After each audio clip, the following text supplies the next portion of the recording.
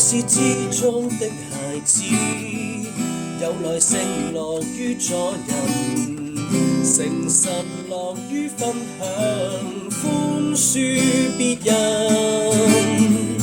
我是有禮貌的孩子，有條理亦會收拾，勇敢做對的事，常存感恩。我是至中的孩子，有耐性樂於助人，誠實樂於分享，寬恕別人。我是有禮貌的孩子，有條理亦會收拾，勇敢做對的事，常存感恩。